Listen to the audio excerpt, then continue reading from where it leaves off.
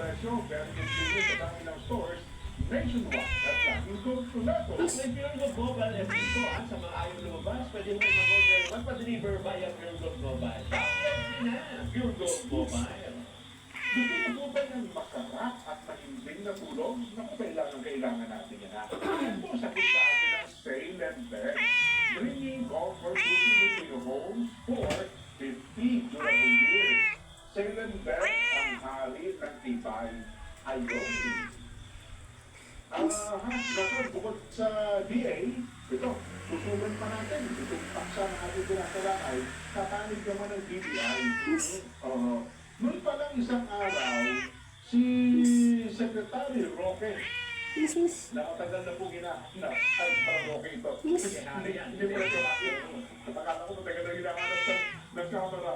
Ang binabanggit po natin ay DJ Secretary Maria Cristina Roque.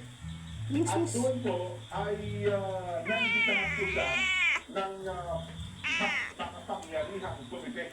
Di ba dati yung makapangyarihan yung buwan? Ngayon ay meron na rin pong higit na makapangyarihan pa.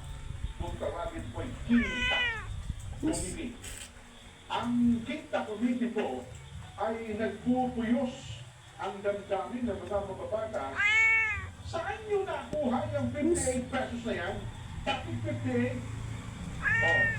Ngayon, sabi ng DTI, susuportahan ko nila mga staff ng pamahalaan para po mapababa ang presyo ng bigas sa merkado. Kabilang dito, ang pagkapatatag po ng maximum suggested retail price. Yun.